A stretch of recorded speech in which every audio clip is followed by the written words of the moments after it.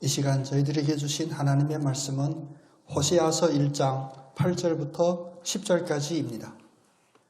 고멜이 로루하마를 젖된 후에 또 임신하여 아들을 낳음에 여호와께서 이르시되 그의 이름을 로암미라 하라.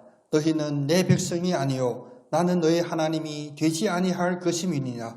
그러나 이스라엘 자손의 수가 바닷가의 모래같이 되어서 헤아릴 수도 없고 셀 수도 없을 것이며 전에 그들에게 이르기를 너희는 내 백성이 아니라 한 그곳에서 그들에게 이르기를 너희는 살아계신 하나님의 아들들이라 할 것이라. 아멘. 하나님의 모든 백성이 하나님의 복 주시는 그 자리에서 하나님의 백성의 삶을 온전히 살아가는 그런 축복이 있기를 원합니다. 우리 옆 사람 축복하면서 인사 나누겠습니다. 하나님은 하나님의 방식으로 사랑하십니다. 아멘. 우리 인간이 사랑을 표현하는 다양한 방법이 있습니다. 그러나 하나님도 하나님이 사랑하는 특별한 방법이 있음을 우리는 늘 기억해야 합니다. 우리 성경 중에 호세아서는 사실 우리 손이 잘 가지 않는, 우리 인간적으로는 손이 잘 가지를 않습니다. 그 속에서 우리는 특별한 하나님의 모습을 발견하기 때문입니다. 그 하나님의 모습은 어떤 하나님의 모습이냐? 바로 분노하시는 하나님을 보기 때문입니다. 아니, 하나님도 분노한다고요? 호세아서를 읽다 보면 분노하는 그 하나님의 그 마음이 여러 곳에서 표출이 됩니다. 먼저 1장부터 펼쳐 읽다 보면 우리 6절에 보면 내가 다시는 이스라엘 족속을 긍휼히 여겨 용서하지 않을 것이다 라고 하십니다. 이스라엘 백성이 누구입니까? 백성. 누구의 백성입니까? 바로 하나님의 백성이라고 칭함받는 그 이스라엘 백성을 내가 다시는 긍휼히 여기지 않을 것이고 용서하지 않겠다 하십니다. 또 오늘 함께 읽었던 9절 말씀도 보니까 너희는 이제는 더 이상 내 백성이 아니요 나는 너희의 하나님이 되지 않으시겠다 합니다. 사람도 열받으면 화나면 아무 말이나 막 내뱉죠. 그래서 우리가 싸울 때 그 싸움을 빨리 끝나게 하는 지혜가 하나 있는데 대응하면 안 됩니다. 상대방이 퍼부을 때 그냥 들어주면 돼요. 왜? 열받고 화나면 논리도 없게 되고요. 그것을 기억하고 그것을 따지다 보면 듣는 이들에게 더 마음의 상처가 되죠. 근데 이런 모습은 인간이니까 그렇다 치고, 아니 하나님께서 이 전능하신 하나님, 우주 만물을 창조하시고 우리의 아버지 되신 하나님께서 어찌하여 너희는 이제 내 백성이 아니다. 내가 이제 다시는 너희의 하나님이 되지 않겠다. 이렇게 말할 수 있겠습니까? 이게 인간의 생각입니다. 이 호세아서의 주제는 사실 분노하는 하나님의 모습을 발견하지만 호세아서의 주제는 바로 포기하지 않으시는 그 하나님이 주제입니다. 우리가 이처럼 야단맞을 만한 모습이고 아무 자격도 없지만 하나님이 분노하기에 우리는 적합한 우리의 모습이지만 하나님은 그래도 결국에는 포기하지 않으시는 그 하나님이 호세아서에서 드러나기 때문입니다. 그 핵심적인 구절이 바로 3장 1절에 있습니다. 앞에서는 이렇게 하나님이 내가 다시는 너희들을 돌보지도 않겠다, 너희 하나님이 되지 않겠다 하셨던 그 하나님이 3절 1절에서는 이렇게 말씀하십니다. 이제 새 번역, 현대인의 번역으로 읽게 되면 이런 내용입니다. 너는 가서 간음한 네 아내를 사랑하라. 이스라엘 백성이 다른 신을 섬기고 우상에게 제물로 드리는 건포도빵을 즐겨도 나 여호와가 여전히 그들을 사랑할 것이며 너도 네 아내를 사랑하라. 권면의 말씀도 포함되어 있고 하나님의 그 사랑의 고백도 담겨져 있습니다. 간음했고 음란했고 우상에게 죄를 지내고 남편을 떠났던 그런 아내라 할지라도 너는 사랑하라. 어떻게? 다시 가서 사랑하래요. 어떻게? 내가 너희들을 포기하지 않고 사랑하듯이. 그래서 호세아서는 이제 두세 번에 나눠서 함께 더 깊게 살펴볼 것인데요. 오늘 함께 읽었던 이 본문 말씀에서 먼저 그 서론을 열기를 원합니다. 이처럼 결국에는 우리를 포기하지 않으실 그 하나님께서 왜 이렇게 분노를 표출하실까? 분노하는 하나님의 이 모습에서 우리는 적어도 몇 가지 중요한 메시지를 마음에 새겨야 합니다. 첫 번째는 분노하시는 하나님의 모습은 우리를 포기하지 않으신다는 표현입니다. 하나님이 화를 내신다는 것은 우리를 진짜 멸하게 하려고 징벌하려고 하는 것이 아니라 우리를 포기하지 않는다는 그 사랑의 하나님의 표현 방식입니다. 우리가 싸울 때 보면 겁나죠. 누가 싸우면 막 심장이 뛰고 저도 그렇습니다만 어떻게 싸움 말려야 될까 막 이런 생각이 들죠. 그런데 그때가 제일 무서울 때가 사실은 아닙니다. 싸우다가 싸움이 멈추고 그 누구도 아무 말도 안 하고 침묵 속에서 째려보고 노려보고 있는 상태가 가장 무서울 때예요. 요즘 우리도 느껴지죠. 우리 주변에 이제 방학하고 있다고 하는 그리스도인들이 많이 있습니다. 학교 다닐 때 공부는 더럽게 못했는데 신앙에 있어서는 항상 방학이래. 자기는 학생이래. 그 왜 그랬냐? 따지고 보면 사연들이 다 있습니다. 각자 자기들의 사연이 있습니다. 이런 이유 때문에 저런 이유 때문에 교회를 떠났습니다. 라고 이야기하는 분들은 그나마 교회에 대한 사랑이 있기 때문입니다. 그런데 제가 만난 분들 중에 진짜로 무서운 분들이 있습니다. 교회에 이제 관심이 없습니다. 교회에 이제 화도 나지 않습니다. 이런 분들이 진짜로 포기한 분들입니다. 분노한다고 해서 우리가 두려워해서는 안 됩니다. 하나님이 왜 우리들에게 화를 낼까? 우리의 생각으로는 우리가 화받을 만한, 하나님이 화낼 만한 잘못을 저질렀으니까 그렇겠지. 이 생각은 점점 우리의 마음에서 떨어졌어요. 우리의 생각 속에는 이제 이런 생각을 더 하지 않습니다.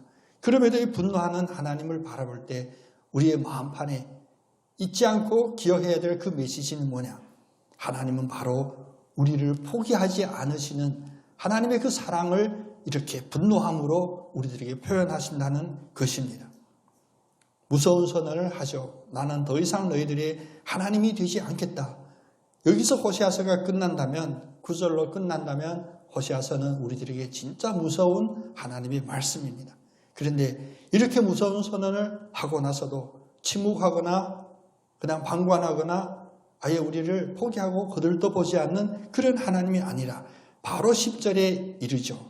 전에 내가 너희들에게 나는 더 이상 너희들의 하나님이 되지 않겠다 한 그곳에서 다시 너희들에게 이르기를 너희들은 살아있는 나의 아들들이다 라고 말씀하실 거라는 거예요. 어떻게 이 짧은 두 구절 속에서 하나님의 말씀이 이렇게 왔다 갔다 하시는지, 미워한다고도 했다가 하나님이 안 될 거라고 했다가도 포기하지 않는다고 할까? 마치 야단치는 우리의 부모님을 보는 듯해요. 포기하지 않기 때문에 잔소리를 해서라도 그 사랑을 표출하는 그 하나님 아버지. 그래서 여러분 이제 영적인 감동 때문에 호세아서를 다시 펼쳐 읽으실 때 특히 분노하는 하나님의 모습을 바라볼 때 여러분의 마음에 그래 하나님은 아직도 우리를 포기하지 않으셨구나라는 하나님의 이 특별한 사랑 방식을 꼭 품으시기를 원합니다. 두 번째로 하나님의 분노하심은 무엇이냐? 바로 다시 돌아오기를 간절히 바라는 하나님의 사랑의 표현 방식입니다. 하나님은 지금 소리 높여 외칩니다. 내가 지금 화났다. 너희들이 이대로 사는 건 나의 자녀들이 아니고 나의 백성이 아니다.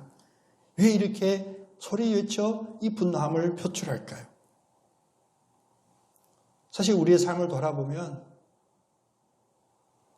우리 요즘 너무나 인문학적이고 신학적이고 사람들이 눈치를 보다 보니까 이야기하지 못하는, 해야 되는데 하지 못하는 많은 부분들이 있습니다.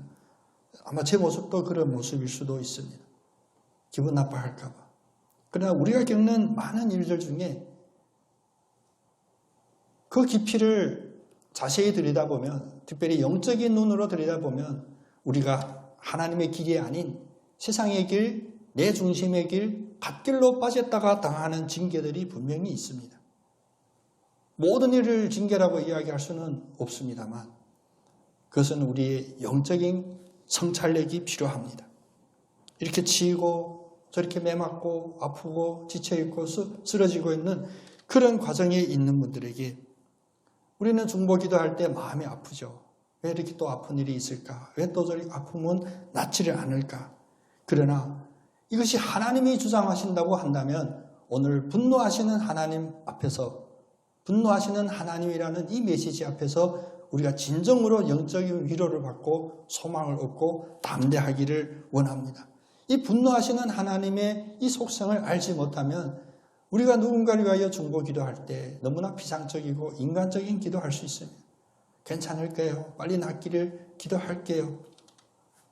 저 기도에서 낫는 우리가 기도의 주인이고 기도의 능력이 아닙니다. 그 능력 대신 하나님은 어떤 하나님이신가를 우리는 분명히 돌아봐야 됩니다. 많이 힘들죠. 누군가 피하고 싶죠. 그러나 왜 하나님은 우리들에게 분노하실까?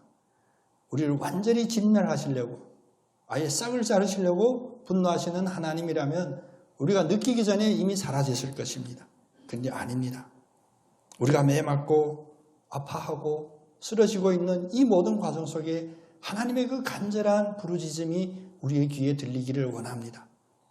분노하는 하나님은 우리를 다시 돌아오라고 부르시는 간절한 사랑의 부르심입니다. 이 사순절 기간, 여러분 사순절 몇 주 지났는데 이 기간 여러분 어떻게 보내셨는지 묻고 싶습니다.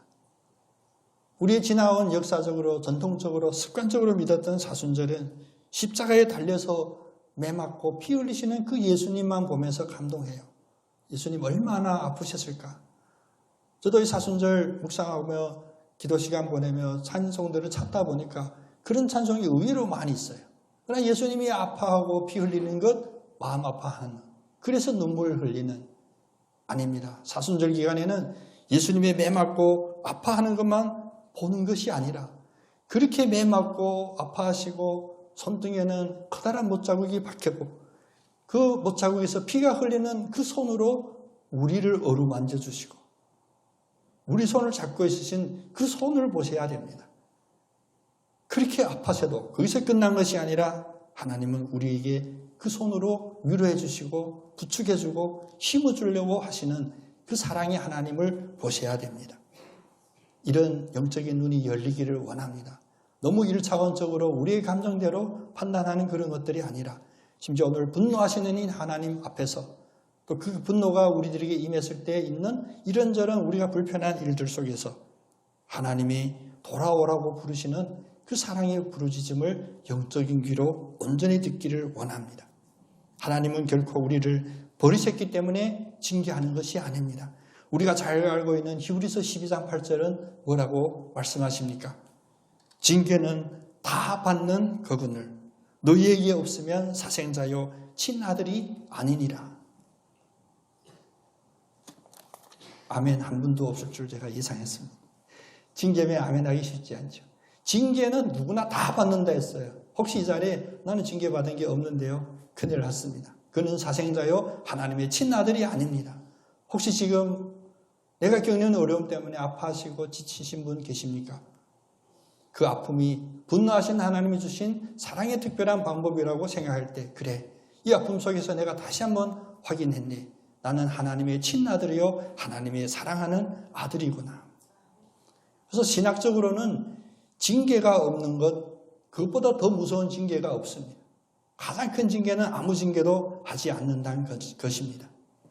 이렇기 때문에 아프고 저렇기 때문에 아프고 또 앞을 바라보니 캄캄한 듯 보인다 할지라도 지금 있는 그 아픔 속에서 다시 돌아오라 부르시는 그 하나님을 온전히 만나시기를 축복합니다.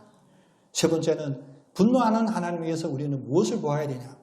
하나님의 사랑은 결코 타협하지 않는 사랑임을 보아야 합니다. 하나님의 모든 상황에 다 타협한다면 화낼 일이 없죠. 많은 분들이 저에 대해서 오해하고 있는데 우리 문 목사님은 화도 안 낼 것 같다고 오해하신 분 혹시 계시면 크게 오해하셨습니다. 저도 화도 내요. 저도 어렸을 때 현장 노가다 출신이라 화도 잘 내고요. 우리 오승환 집사님 아닌 듯한 눈빛로 보지만 저도 싸움 잘했습니다. 학교 싸움까지는 아니지만 싸움도 하고 했습니다. 그런데 어느 날부터 왜 제가 이렇게 됐냐? 잘못된 사랑을 마음에 품게 된 것 같아요. 그래, 뭐 그럴 수도 있지. 그 정도면 괜찮지. 아유, 나라도 그렇겠네. 타협이 점점 많아지는 거예요. 근데 오늘 말씀을 보면 우리 마음속에 갖고 있는 이런 얄팍한 인간적인 사랑 완전히 뒤집으시기를 여러분께 권면드립니다. 하나님의 사랑은 그래 괜찮아 그럴 수도 있지 로 끝나는 사랑이 결코 아닙니다. 하나님은 왜 분노하시냐? 분노할 만한 일에 왜 분노하시냐는 바로 하나님의 사랑은 타협하지 않는 그런 사랑이기 때문입니다. 제가 전에 섬겼던 교회는 큰데 성도도 많은데 본당이 작아요. 그러다 보니 예배를 여러 번 나눠서 드려도 늘 주차기도 힘들고 본당에 자리도 없어요. 여러분들도 이제 제가 눈 감고 기도해도 여러분 오늘 오셨다 안 오셨다 거의 앉으시는 자리가 정해지잖아요. 교회 커도 그렇더라고요. 꼭 자기 앉는 자리에 있어요. 그러다 보니까 나중에 늦게 오면 이게 예배할 분위기가 아니에요. 그래서 어쩔 수 없이 교회에서 뭐라고 했냐면 예배 딱 시작해서 이제 우리 11시 예배면 11시 5분이면 문을 닫았어요. 문을 그냥 닫은 게 아니라 걸어 잠궜어요. 5분 지각하면 누구도 못 들어와요. 그럼 어디 가야 되냐? 뭐 지하에 가든 어디 가서 모니터로 예배를 드려야 돼요. 지각이 많으니까 고육지책이라고 하겠죠. 근데 어느 한 권사님이 너무 뜻밖인데 저를 붙잡고 한참 이야기하는데 그분의 이야기 중에 요점이 뭐냐면 이거였습니다. 목사님, 하나님은 우리 아버지 맞으시죠? 네, 맞습니다. 근데 아버지 환갑잔치에 아들이 5분 늦었다고 야 임마 너 들어오지 마 이럴 아버지 계실까요? 뭐 답할 수가 없는 거예요. 혹시 5분 늦은 게 아니라 30분 늦었다고 너 내 아들이 아니다 할 아버지 있을까요? 아니면 그날 어떤 사정 때문에 오지 못했던 아들이라 할지라도 하나님 넌 내 아들이 아니다 라고 하지 않을까요? 저는 그 성도님이 바라는 바를 압니다.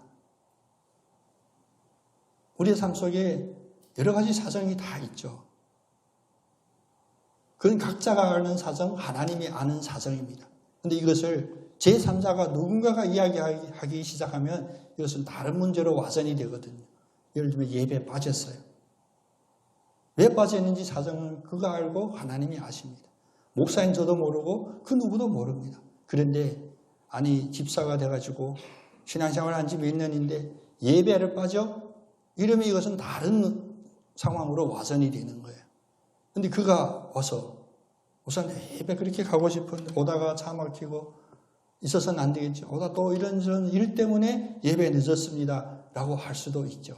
이때 하나님의 그 사랑은 어떤 사랑일까? 알겠습니다. 그러므로 다음 주부터 이제 교회 5분 지각해도 문 다 열어드릴게요. 바로 이런 타협이 아니라는 거예요. 각자 있는 그 사정은 다 압니다. 하나님도 아십니다. 그런데 이것을 제3자가 이야기해서는 당연히 안 되겠죠. 본인도 이것을 자기가 먼저 내가 이런 사정 때문에 했는데 설마 이럴 수 있어 하면 이것은 하나님의 이 분노하는 하나님의 참모습을 제대로 이해하지 못한 것입니다. 지각했다고 뭐라 하는 게 아니에요. 얼마나 사정이 그랬으면 지각하면서까지 오셨겠어요. 너무나 귀하고 반갑죠. 그런데 이것이 혹시 타협이 되게 돼서 지각해도 괜찮네라고 되면 안 되는 거예요. 세상에 그럴 사람이 어디 있습니까? 세상에 전부 다 그럴 사람이에요. 타협 한번 하게 되면 처음에 약간 찔렸던 그 마음이 금방 완악해지거든. 지각해도 괜찮나 보다. 그래서 5분 지각하다가 10분 지각하고 10분 지각하다가 아예 안 오고.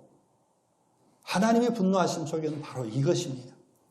어떤 피치 못할 그 사정을 지금 이야기하는 것이 아니라 그것이 핑계가 되고 그것이 나의 어떤 부적절함, 선하지 못한 것, 그런 것을 덮어버리는 데 대하여 전혀 타협하지 않으시는 하나님이시기 때문입니다. 우리가 호세아서에서 자주 인용하는 구절이 있습니다. 하나님 아버지는 인내를 원하고 제사를 원하지 아니하며 번제보다 하나님을 아는 것을 원하노라. 그러므로 예배는 안 드리겠습니다. 이런 결론이 날 사람 한 사람도 없겠죠. 그러나 우리의 모습들을 보면 우리의 생각의 그 추세를 보면 경향을 보면 이 구절로 자기의 어떤 허물을 덮으려 하는 것 분명히 보입니다. 당시 이스라엘 백성들의 그 주변에는 바알 종교가 흥행했습니다. 근데 바알 종교는 뭐냐? 오히려 바알 종교는 지키기가 더 쉬워요. 그 모든 것을 다 행위로 하거든요. 신앙의 모든 기준표가 있어서 채점하고요. 그 채점의 기준에 따라 점수를 매기면 오히려 우리는 그런 거짓된 신앙생활 하기가 더 쉬울 수도 있습니다. 그런데 분노하시는 하나님을 잊고 하나님의 그 인자하심을 무조건 관념으로 이해하고 사는 우리들의 이 신앙이 더 어려운 것입니다. 성경에 나오는 하나님의 분노는 거의 대부분 질투라는 그 코드와 연결되어 있습니다. 하나님이 질투하시는 하나님, 질투하시니까 하나님 분노도 하시겠죠.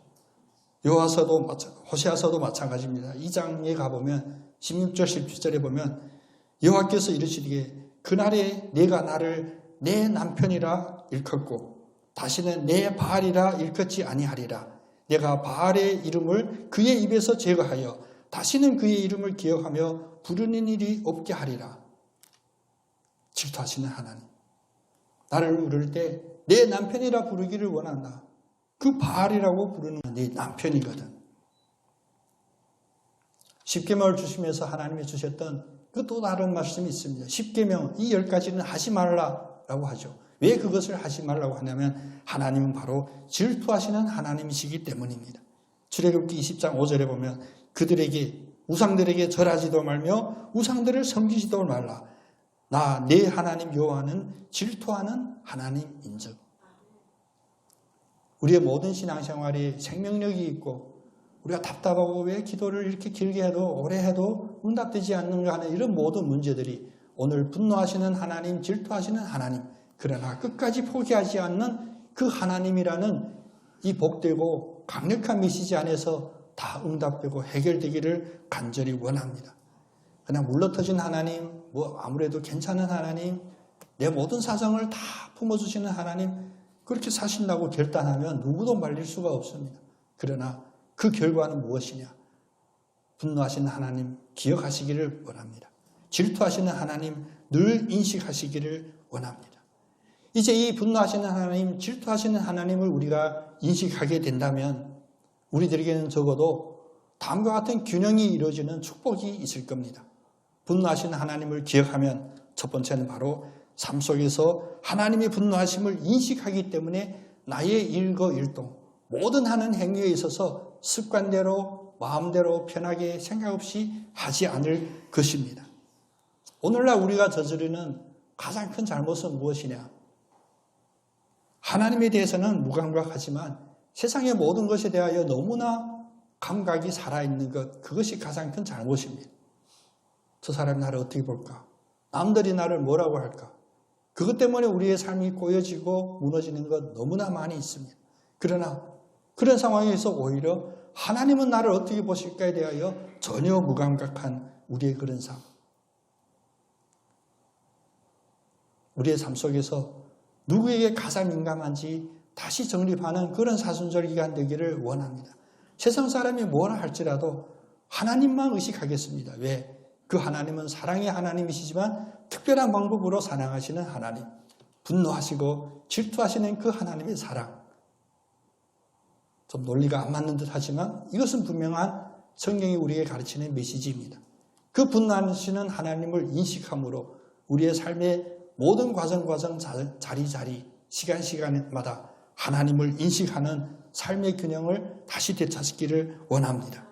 두 번째로는 그 하나님을 인식하게 된다면 죄인된 우리는 뭘 해야 될까요? 바로 즉각적인 회개입니다. 일회적으로 끝나는 우리의 인간의 회개는 없습니다. 우리는 죄된 본성을 가진 원죄를 가진 우리 자신들입니다. 하나님의 분노를 의식했다면 바로 회개로 이 하나님의 분노 앞에 나아가야 합니다. 수치의 자리에 빠지거나 고난의 자리에 빠지기 전에 먼저 회개하는 그런 영적인 지혜도 우리들의 있기를 원합니다. 꼭 혼나고 회개하는 우리의 모습 아닌, 이제 우리가 한두 번 혼났습니까?